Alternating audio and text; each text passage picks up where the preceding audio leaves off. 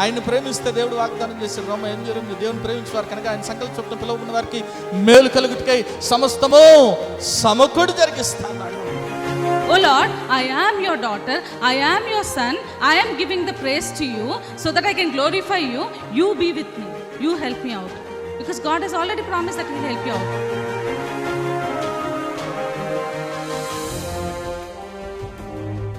ఎన్నో మార్లు ఆయన తప్పులు చేస్తూ పాపము చేస్తూ నీకు విరోధంగా నడుస్తున్న మా కొరకు నాయన, అవిధేయులైన మా కొరకు ప్రభా నాయన తండ్రి, నీవు ఆ సిలువలో వెల చెల్లించావు కదా నాయన తండ్రి. నీవు నాయన మరణాన్ని జయించడం ద్వారా, సజీవుడు అవటం ద్వారా నాయన ప్రభా తండ్రి యేసయ్యా, మరి నాయన మేము ఈరోజు సజీవులుగా ఉన్నాం కదా తండ్రి.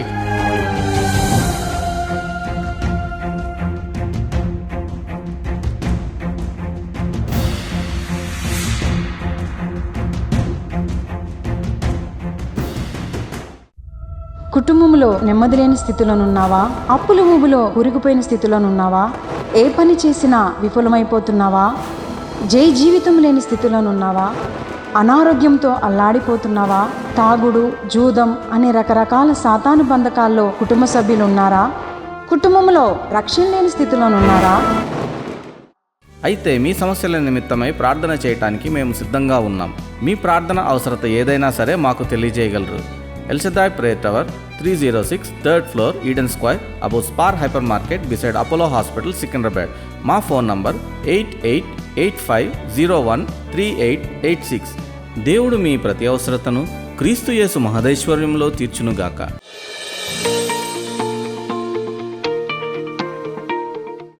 బైబిల్ గ్రంథంలోంచి 5వ కీర్తన 3వ వచనం చదవండి ఎవరైనా. 5వ కీర్తన 3వ వచనం. యెహోవా ఉదయమున నా కంఠస్వరము నీకు వినబడును. ఉదయమున నా ప్రార్థన నీ సన్నిధిని సిద్ధము చేసి కాచియుందును. ఒకసారి అందరం కూడా నోరు తెరిచి ఈ మాట చెప్దాం. ఎవరైతే ఉదయాన్నే దేవునికి మీ కంఠస్వరాన్ని వినిపిస్తారో వారు చెప్పండి దయచేసి. అయిపోతున్నారు అందరూ. యెహోవా ఉదయమున నా కంఠస్వరం నీకు వినబడును. ఉదయమున నా ప్రార్థన నీ సన్నిధిని సిద్ధము చేసి కాచియుందును. చూడండి, దావీదు భక్తుడు అంటున్నాడు కదా, అయ్యా ఉదయాన్నే నా కంఠస్వరాన్ని వినిపిస్తాను. వినబడుతుందా కదా? తల్లిదండ్రులు, తల్లి కానీ తండ్రి కానీ కంఠస్వరం వినబడుతుంది. దేనికి? ఉదయాన్నే పిల్లల్ని నిద్ర లేగోలేదు అనుకోండి, వాళ్ళని లేపటే టైం అవుతుంది లే దానికంటే ముందు అలారం స్వరం వినబడుతుంది మనకి. అలారం 5 నిమిషాలకు ఒకసారి ఆఫ్ చేస్తూనే ఉంటాడు, లేవడు కదా. అయితే ప్రభువుకి మన కంఠస్వరాన్ని వినిపించాలని దావీదు భక్తుడు కోరుతున్నాడు. అంత మాత్రమే కాదు, ప్రార్థన ఏం చేయాలంట? ఆయన సన్నిధిని సిద్ధం చేయాలంట. దేవుని యొక్క చిత్తం బయలుపరచబడాలంటే మనం ప్రార్థన ద్వారానే తెలుసుకోగలం. ప్రార్థన మనకేమిస్తుందంటే జ్ఞానాన్ని. అంతేనా? ఎవరికైనా జ్ఞానం కొద్దిగా అంటే చాలామంది ఇది స్కూల్ పిల్లలకి, కాలేజీ పిల్లలకే ఆపేస్తుంటారు. మనందరికి కావాలి, ఎందుకంటే నా జనులు జ్ఞానం లేకే నశించిపోతున్నారు. కాబట్టి పైనుంచి వచ్చే జ్ఞానము మనకు కావాలంటే మనం ప్రార్థన చేసి దేవుణ్ణి అడగాలి. అయితే ఇక్కడ మనం చూస్తే సిద్ధము చేసి అంటున్నాడు. Prayer is preparation. ప్రేయర్ అనేది ఒక సిద్ధపాటుగా ఉంది అనే విషయాన్ని మీరు గ్రహించాలి. చూడండి, మీలో ఆఫీస్లో పనిచేసే వాళ్ళు ఉంటారు కదా, మీరు ఆఫీస్కి వెళ్ళినప్పుడు మీ డెస్క్ మరి చిందరవందరగా ఉందనుకోండి, ప్రతిరోజు మీరు వెళ్ళి ఏం చేస్తారు? సెట్ చేసుకుంటారు కదా. సెట్ చేసుకొని ఆ తర్వాత మీ వర్క్ని మీరు స్టార్ట్ చేస్తారు. అట్లే మీ ఆత్మీయ జీవితంలో కూడా ఎట్లా మీరు ప్రిపేర్ అవ్వాలి అంటే ప్రార్థనతోనే ప్రిపేర్ కావాలి. ఏమైనా ఒకసారి గట్టిగా దేవుని స్తుతులు చెప్దాం. హల్లెలూయా. అందుకే అంటున్నాడయ్యా, నా ప్రార్థన నీ సన్నిధిని సిద్ధము చేసి ఏం చేస్తా అంటున్నాడు, నేను వేచి ఉంటా, కాచి ఉంటా అంటున్నాడు. ఈరోజు your prayer should be A preparation for you. ఏమైనా ఒకసారి గట్టిగా దేవుని స్తుతులు చెప్దాం. హల్లెలూయా. నువ్వు పరీక్షలకి ఎంత ప్రిపేర్ అవుతావు మనకు తెలియదు, కానీ మందంతా, నేను చదివేటప్పుడు మందంతా ఓన్లీ ONS అంటారు, 1 night స్టాండ్, అంతే, 1 day బ్యాటింగే. కానీ ప్రతిరోజు చేయాలి. అట్లా చేస్తే పాస్ అవడానికి వస్తాయి మార్కులు. ప్రతిరోజు చేస్తే గొప్పగా దేవుడు ఆశీర్వదిస్తాడు. అట్లే ప్రార్థన కూడా ప్రతిరోజు మనకొక సిద్ధపాటుగా ఉన్నట్లు మనం గ్రహించాలి. ఏమైనా ఒకసారి గట్టిగా దేవుని స్తుతులు చెప్దాం. హల్లెలూయా. దేనికి సిద్ధపాటుగా ఉంది? 3 విషయాల గురించి నేను మీతో పంచుకోవాలనుకున్నాను. చూడండి, యేసుక్రీస్తు ప్రభు మనందరికీ తెలిసిన ప్రార్థన. ఆయన ఏం చేశాడు? మత్తయి సువార్త 26వ అధ్యాయం 39వ వచనం ఏమని రాయబడింది? కొంత దూరం వెళ్ళి సాగిలపడి, నా తండ్రి, సాధ్యమైతే ఈ గిన్నె నా యొద్ద నుండి తొలగిపోనిమ్ము, అయినను నా ఇష్ట ప్రకారం కాదు, నీ చిత్త ప్రకారమే కానిమ్మని ప్రార్థించాను. ఏమైనా ఒకసారి గడి దేవుని స్తుతులు చెప్దాం. హల్లెలూయా. ఏమని ప్రార్థన చేస్తున్నాడు యేసుక్రీస్తు ప్రభు అయితే మీరు చూస్తే, నా తండ్రి సాధ్యమైతే ఈ గిన్నె నా యొద్ద నుండి తొలగిపోనిమ్ము అంటున్నాడు. అంటే మొదటగా ఏం కోరుకుంటున్నాడు ప్రార్థన ద్వారా అంటే, ప్రభా నా చిత్తం జరిగేలాగా చేయి అంటున్నాడు. ఆ తర్వాత అది సాధ్యపడదు అనే అంశం గ్రహించి ఏమంటున్నాడంటే, అయ్యా నా ఇష్ట ప్రకారం కాదు, నీ చిత్త ప్రకారమే జరిగించు అంటున్నాడు. ఏమైనా ఒకసారి గట్టి దేవుని స్తుతులు చెప్దాం. హల్లెలూయా, హల్లెలూయా. చూడండి, ప్రార్థన దేనికి సిద్ధపాటు అంటే దేవుని యొక్క చిత్తము నెరవేర్చబడటానికి సిద్ధపాటుగా ఉండాలి. ఏమైనా ఒకసారి గట్టి దేవుని స్తుతులు చెప్దాం. Hallelujah. Prayer will align you to God's will. ఏమన్ నమ్మిన దేవుని స్తుతులు చెప్దాం. హల్లెలూయా, హల్లెలూయా. ప్రార్థన అనేది దేవుని యొక్క చిత్తము నీ జీవితంలో జరగటానికి నువ్వు సిద్ధపడాలి, కానీ నీ చిత్తం దేవుడు జరిగించాలని సిద్ధపడకూడదు. ఏమైనా ఒకసారి గట్టిగా దేవుని స్తుతులు చెప్దాం. హల్లెలూయా. అర్థమైందా? ప్రార్థన అనేది దేవుని యొక్క చిత్తం నీ జీవితంలో జరగటానికి నువ్వేం చేస్తున్నావు? సిద్ధపడుతున్నావు. అదేదైనా సరే, అక్కడ యేసుక్రీస్తు ప్రభు కూడా తండ్రి చిత్తం జరగటానికి ఏం చేస్తున్నాడు? ప్రార్థన ద్వారా సిద్ధపడతా ఉన్నాడు. అంతేగాని నా చిత్తము దేవుడు జరిగించడానికి కాదు ప్రార్థన. గుర్తుపెట్టుకోవాలి. మీకు ఇంకా బాగా అర్థమయ్యేటట్టు చెప్పాలంటే, రేవు ఎప్పుడైనా చూసారు? ఎవరైనా రేవు దగ్గరికి వెళ్ళారా? రేవు దగ్గర అక్కడ ఆ నీళ్లు దాటించడానికి, నది దాటించడానికి, లేదంటే చెరువు దాటించడానికి చిన్న చిన్న పడవలు ఉంటాయి. అంతేనా? ఆ పడవలు దేనికి కట్టేసి ఉంటాయి? ఒక తాడుతో కట్టేసి ఉంటాయి. అంతేనా కదా? మీరు ఎవరైనా ప్రయాణం చేయడానికి వెళ్ళినప్పుడు వాళ్ళు ఏం చేస్తారు? అక్కడ ఉన్న వాళ్ళు ఏం చేస్తారు? ఆ తాడుతో దేన్ని లాగుతారు? పడవను లాగుతారు. తాడుతో పడవను లాగినప్పుడు పడవ కదులుతుందా, రేవు కదులుతుందా? పడవ దగ్గరికి వస్తుందా రేవు దగ్గరికి? రేవు పడవ దగ్గరికి వెళ్తుందా? అంతే కదా, పడవే రేవు దగ్గరికి వెళ్తుంది, కానీ రేవు పడవ దగ్గరికి వెళ్ళదు. గుర్తుపెట్టుకోవాలి. ఏమైనా హల్లెలూయా. ఆ రేవు ఎవరంటే ఆ దేవుడే, ఆ పడవ ఎవరంటే మనమే, ఆ తాడు ఎవరంటే ప్రార్థనే. ప్రార్థన తండ్రి చిత్తానికి నిన్ను దగ్గర చేయాలి, కానీ నీ చిత్తానికి తండ్రి దగ్గరికి రాడు. గుర్తుపెట్టుకో. ఏమేన్ హల్లెలూయా, హల్లెలూయా. ఏమేన్ నీ చిత్తం కాదు, ప్రభు చిత్తానికి నిన్ను సిద్ధపరుస్తుంది ప్రార్థన. ఏమేన్ హల్లెలూయా. అంతే సింపుల్. అది ఏదైనా సరే. చూడండి, పౌలు గారు ముమ్మారు ప్రార్థన చేశాడు. ప్రభా నా శరీరంలో ఒక ముళ్ళు ఉంది. ప్రభు ఏం చెప్పాడు? సింపుల్గా ఆన్సర్ ఇచ్చాడు. ఏమన్నాడు? నా కృప నీకు. అర్థమైపోయింది. దేవుని చిత్తం ఏంటంటే ఈ ముళ్ళు నా జీవితంలో ఉండాల్సిందే. ఎందుకు పెట్టాడంట ఆ ముళ్ళు? నువ్వు హెచ్చిపోకున్నట్లు ఏం చేశాడు? ఎందుకంటే ఆయనకున్న మరి విశేషమైన అనుభవాలు ఆయనకున్నాయి, దేవుళ్ళు ప్రత్యక్షతలు ఆయనకున్నాయి. అందుకనే హెచ్చిపోకున్నట్లు ఏం చేశాడంటే అతనిలో సాతాను ఒక ముళ్ళును పెట్టాడు. ప్రభు ఆన్సర్ చెప్పాడు, నా కృప నీకు. He accepted the will of God. ప్రార్థన చేశాడు, అర్థమైపోయింది, ఓహో ఇది దేవుని చిత్తం. ఇంక మనం చేసినా వేస్టే, ఎంత ప్రార్థన చేసినా వేస్టే. So he bowed to the will of God. దేవుని చిత్తానికి ఏం చేశాడు? లోబడ్డాడు. ఏమైనా హల్లెలూయా. ఈరోజు ప్రార్థన ఒక సిద్ధపాటుగా ఉంది. గుర్తుపెట్టుకోండి. దేనికి సిద్ధపాటుగా ఉందంటే నీ చిత్తం జరగటానికి కాదు, తండ్రి చిత్తానికి నిన్ను నువ్వు అన్వయించుకోవటానికి, నిన్ను నువ్వు మార్చుకోవటానికి ప్రార్థన ఏం చేస్తుంది? నిన్ను సిద్ధపరుస్తుంది. ఏమైనా ఒకసారి గట్టి దేవుని స్తుతులు చెప్దాం. హల్లెలూయా. కాబట్టి ప్రార్థన ఖచ్చితంగా చేయాల్సిందే. వేకువనే వెతికితే ఇంకా మంచిదే, ప్రతిరోజు చేస్తే మంచిదే. ఈ రీతిగా ప్రతి నెల చేద్దాం. గుర్తుపెట్టుకోండి, ప్రతి నెల 3 రోజులు ప్రార్థన ఉంటుంది, ఆ తర్వాత ప్రతి వారం ఉంటుంది. ఏమైనా ఒకసారి గట్టి దేవుని స్తుతులు చెప్దాం. హల్లెలూయా, హల్లెలూయా. వేకునే వెతకపోతున్నాం, ఎందుకంటే we should align to the will of God. నేను చెప్పాను, prayer discovers the agenda of God. మీరు చూడండి, రాత్రంతా ప్రార్థించాడంటే యేసయ్య. దేని కొరకు? శిష్యులు ఎవరో, అవునా? చూస్తారా? మీరు చూస్తే లూకాసు వార్త 6, 12, 13 వచనాలు. ఆ దినంలో ఏందో ఆయన ప్రార్థన చేయుటకు కొండకు వెళ్ళి దేవుని ప్రార్థించుటయందు రాత్రి గడిపెను. ఉదయం అయినప్పుడు ఆయన తన శిష్యులను పిలిచి వారిలో 12 మందిని ఏర్పరిచి వారికి అపోస్తులు అని పేరు పెట్టారు. ఆమేన్, హల్లెలూయా. రాత్రంతా ప్రార్థన చేశాడు. దేనికి?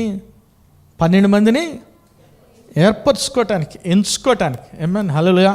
ప్రభు చిత్తం అయితే ఆదివారం రోజున చోజన్ అనే అంశాన్ని గురించి మీతో పంచుకోబోతున్నాను. ఎన్నిక చేసుకున్నవారు, ఏర్పరచుకున్నవారు. దేవుడు ఏ రీతిగా ఏర్పరచుకుంటాడు, ఎందుకు ఏర్పరచుకుంటాడనే అంశాన్ని గురించి కూడా మీతో పంచుకున్నాను. చూడండి, రాత్రంతా ప్రార్థన చేశాడు. యేసయ్యకి తెలీదా ఎవరిని ఏర్పాటు చేసుకోవాలో? అయితే ఏం చేస్తున్నాడు?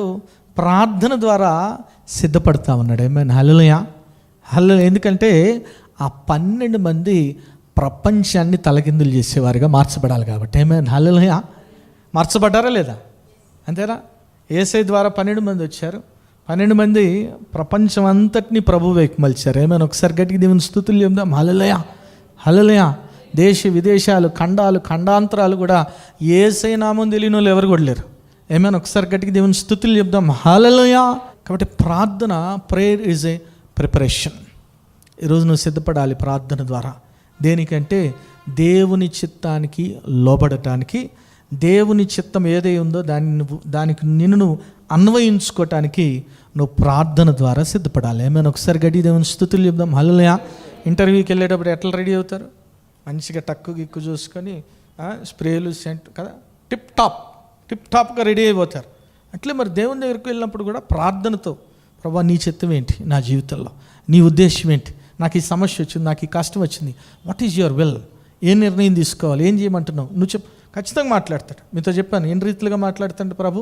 19 రీతిలుగా మాట్లాడు.